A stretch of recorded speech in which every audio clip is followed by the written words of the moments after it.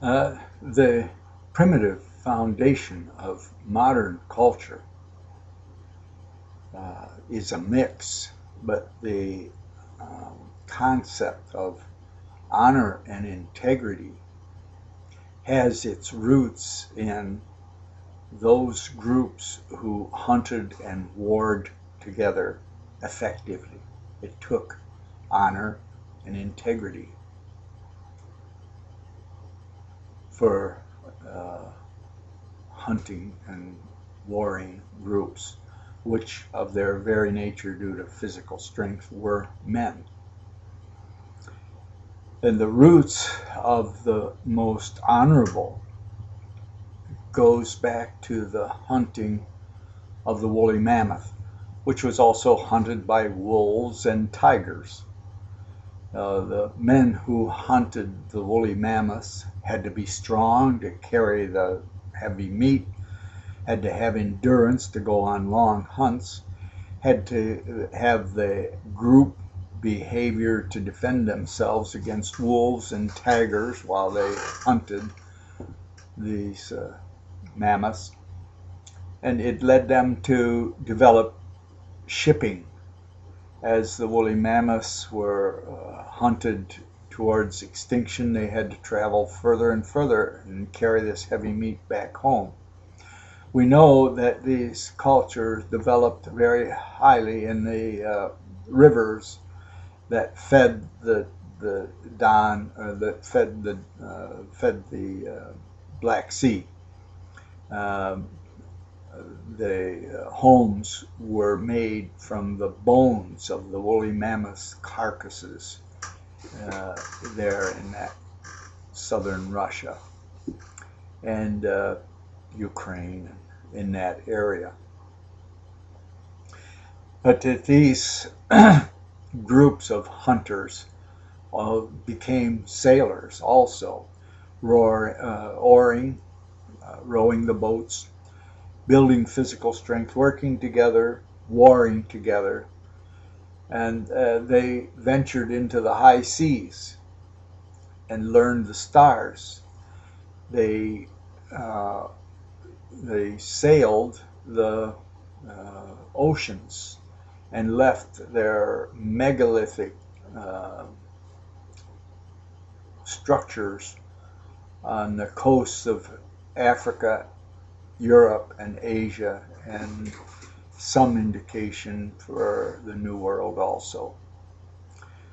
The long distance sailing, even in the Pacific Islands area, can be demonstrated by the minerals being mined and spread. But that was before recorded history, before the Fertile Crescent.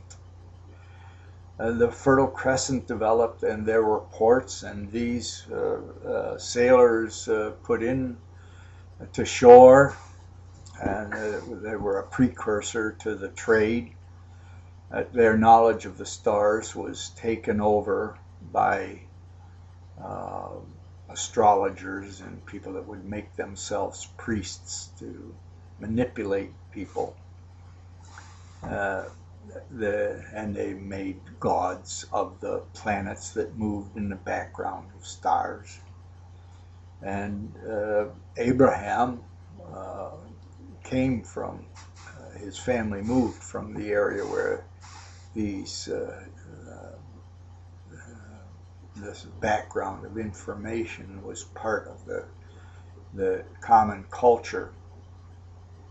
And it was known that there was a point in the sky that all these movable gods, Mars, Venus, so forth, moved around with things that people worshipped. And there was a point in the sky where there was nothing, the origin of the Most High Unseen God.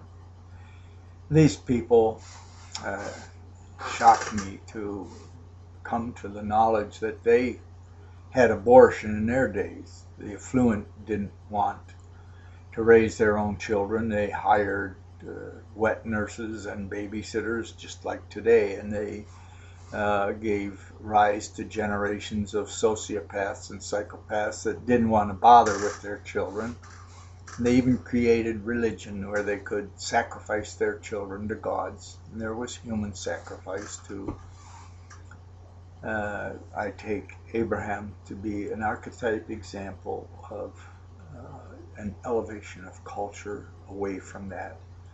His not sacrificing his son to this most high unseen God is the foundation of modern society.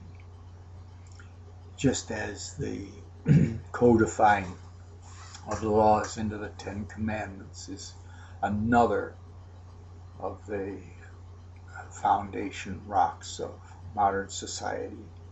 Everybody was guilty. Today, nobody's guilty. It's what, do what you want. It's not true. You destroy your own ability to propagate and generate healthy culture. But given the conditioning of memorization that was invoked to try and protect a healthier culture than human sacrifice, everybody was guilty under the Jewish practice of memorizing. And then the next pillar was Jesus, the Christ, who was willing to die for his integrity, willing to die for his personal sovereignty, willing to die to live, to serve heaven, his hope for the future.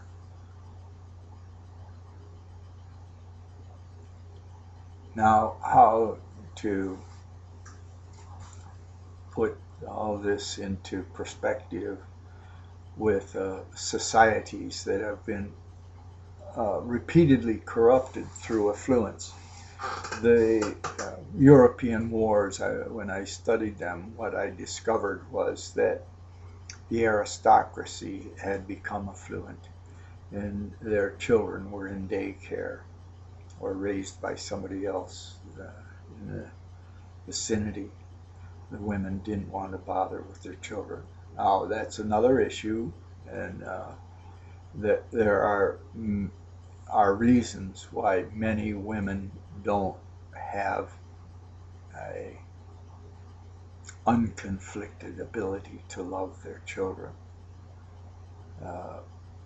Part of it is the savagery of probably a couple million years of tribal conflict where women were stolen, were the prize of conquering the neighboring tribe.